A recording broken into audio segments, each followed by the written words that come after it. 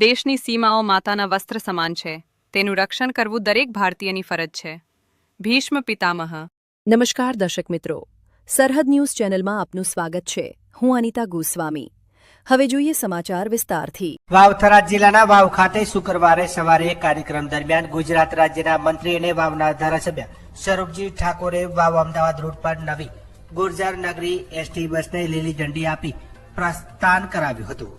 આ પ્રસંગે મંત્રી સ્વરૂપજી ઠાકોરે ભાજપના સ્થાનિક હોદ્દેદારો તથા એસટી વિભાગના કર્મચારીઓ સાથે બસમાં બેસી વાવ 4 રસ્તા સુધી પ્રતિકાત્મક મુસાફરી કરી હતી અને ત્યારબાદ બસ ડેપો પરત ફરી હતી અને બપોરે 12:30 વાગે નિયમિત સમય મુજબ અમદાવાદ માટે રવાના થઈ હતી. મળતી માહિતી મુજબ અગાઉ વાવ બસ સ્ટેશનથી 12:30 વાગે જતી વાવ અમદાવાદ એક્સપ્રેસ બસની જગ્યાએ હવે ગુર્જર નગરી બસ શરૂ કરવામાં આવી છે. નવી બસમાં બેસવાની સુવિધા વધુ સારી હોવાનો દાવો કરવામાં આવ્યો છે, પરંતુ મુસાફરોમાં ભાડા વધારાને લઈને અસંતોષ જોવા મળ્યો હતો. અગાઉ જે અમદાવાદ સુધીનું ભાડું ₹214 હતું, ત્યારે હવે ગુર્જર નગરી બસમાં ₹228 વસૂલવામાં આવે છે, એટલે કે ₹14 નો વધારો થયો છે.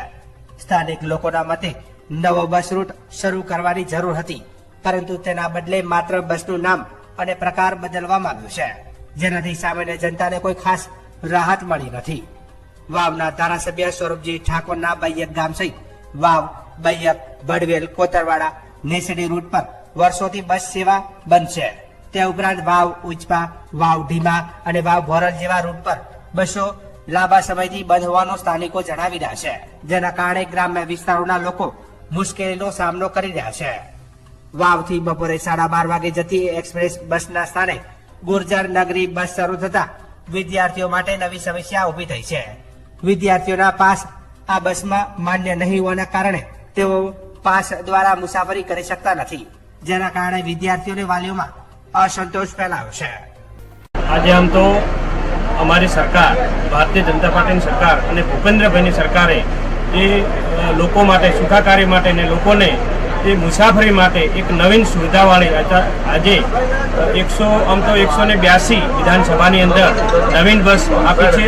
લોકોને સુખ માટે, લોકોને સહકાર્ય માટે એ રીતે આજે આ વિધાનસભાની અંદર પણ એ બસનું આજે લોકાર્પણ કર્યું છે. એ બસનો રૂટ પણ ચાલુ કર્યો છે, જે નવીન સુવિધાવાળી બસ બનાવી છે અને લોકોને અગવડ ના પડે, લોકોને સુવિધા મળી રહે અને લોકોને સારી રીતે મુસાફરી કરી શકે, એના માટે સરકારે ખૂબ સરસ સારો નિર્ણય લઈ અને લોકોના હિત માટે આજે આ વિધાનસભાની અંદર અમે પણ આજે એ બસનું એક લોકાર્પણ કરી શરૂઆત કરી છે. અને આ વાવ વિધાનસભાની અંદર, વાવ બસ સ્ટેન્ડની અંદર રોજ 24 કલાકની અંદર 10,000 કિલોમીટર જેટલી મુસાફરી થાય છે અને લોકોને ખૂબ ઉપયોગી થઈ રહે એના માટે ખૂબ સારો નિર્ણય લીધો છે. હું ગુજરાત સરકાર અને ભૂપેન્દ્રભાઈની સરકારનો અને અમારી આ સરકારનો ખૂબ આભાર માનું છું કે લોકોના હિત માટે અને લોકોના સારા કાર્ય માટે હંમેશા તત્પર રહી છે અને રહેશે. વાવ તાલુકા મથકે એક આ બસ શરૂ કરવાની સારી બાબત છે, પણ તમારા વિસ્તારની અંદર કોઈ બસ જતી આવતી નથી, શું કહેશો?